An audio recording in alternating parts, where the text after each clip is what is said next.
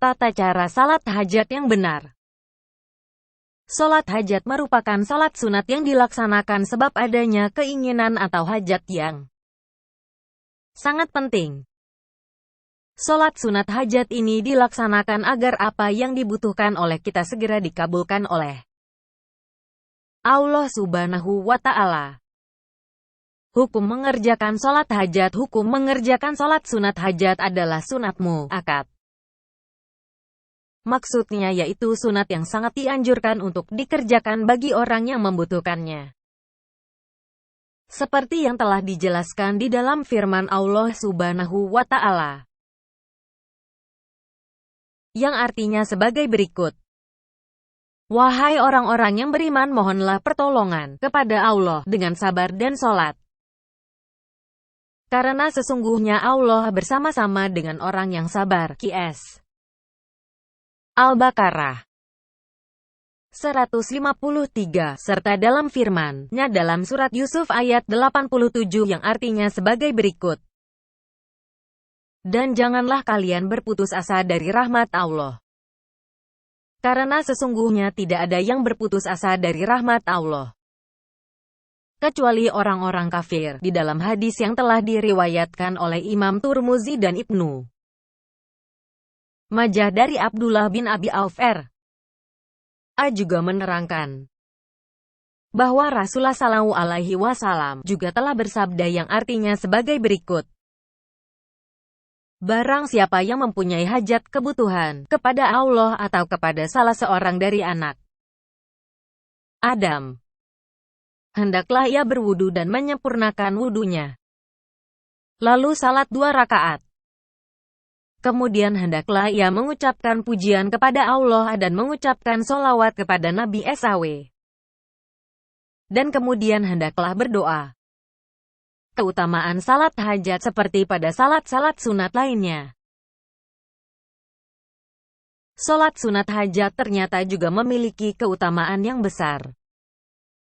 Keutamaannya yaitu bagi orang yang selalu mengawali perbuatannya yang baik dengan mengerjakan salat sunat hajat terlebih dahulu, maka ia akan mendapat balasan yang sangat besar, yaitu surganya Allah Subhanahu wa Ta'ala.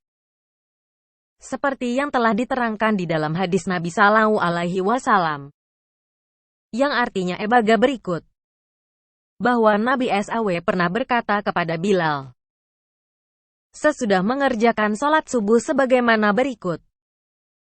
Wahai Bilal, ceritakanlah kepadaku amalan yang engkau kerjakan dalam Islam yang penuh dengan pengharapan karena aku mendengar suara sandalmu di depanku di surga. Bilal menjawab, tidak pernah aku melakukan suatu perbuatan yang saya harapkan kebaikannya, melainkan pasti aku bersuci dahulu, baik saatnya malam hari atau siang hari. Sesudah aku bersuci aku melakukan salat sebanyak yang dapat kulakukan.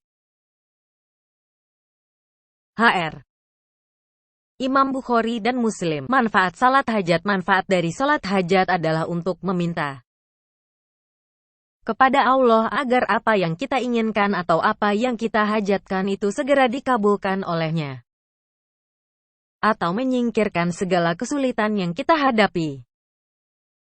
Seperti yang telah terangkan dalam hadis riwayat Imam Turmuzi dan Ibnu Majah di atas dan hadis yang artinya di bawah ini, bahwa seorang buta datang kepada Rasul Shallallahu Alaihi Wasallam lalu berkata, wahai Rasul, mohonlah kepada Allah supaya mataku ini bisa melihat. Sabdanya, atau aku biarkan engkau. Orang itu berkata, wahai Rasul, sesungguhnya aku menjadi susah karena kehilangan penglihatanku. Petik 2 titik. Sabdanya, kalau begitu pergilah dan berwudulah, kemudian sholatlah 2 rakaat, lalu berdoalah.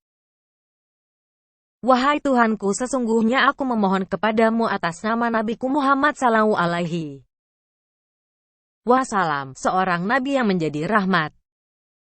Katanya, wahai Muhammad, Sesungguhnya aku telah menghadapkan wajahku pada Allah atas namamu agar Dia mengembalikan penglihatanku.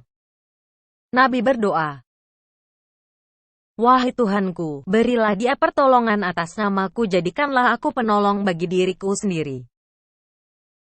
Orang itu kemudian pulang dan Allah menjadikan penglihatannya pulih. Hr. Imam Turmuzi, Nasai, Ibnu Majah, Ibnu Kuzaimah dan Imam Hakim, yang bersumber dari Utsman bin Hunayf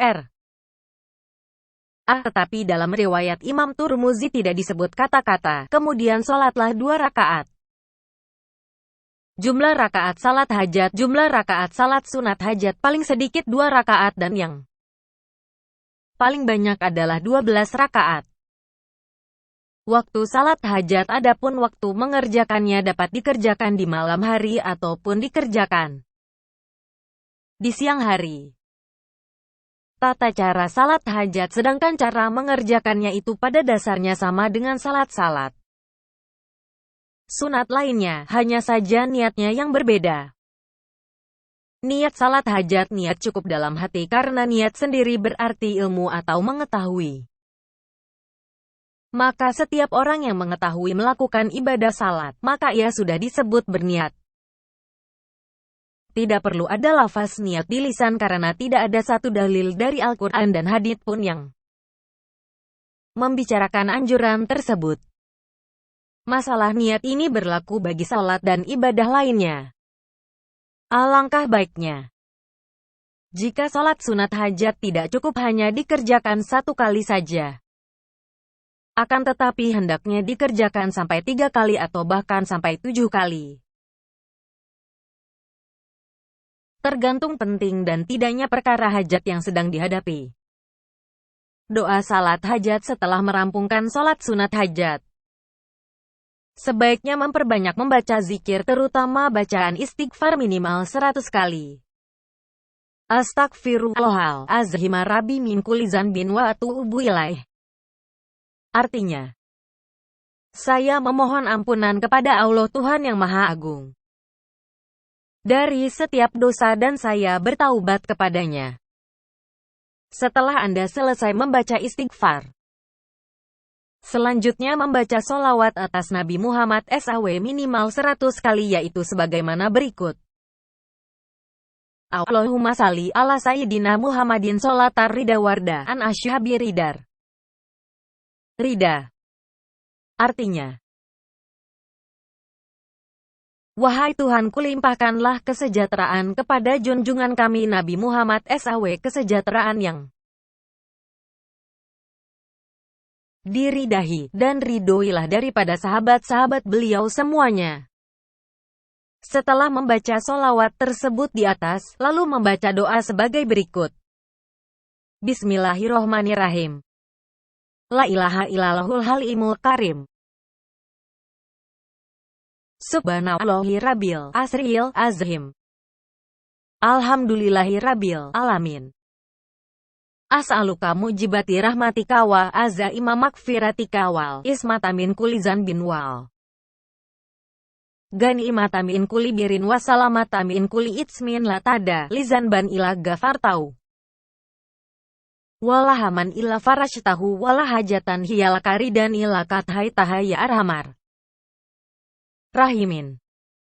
Artinya, dengan menyebut nama Allah yang Maha Pengasih lagi Maha Penyayang.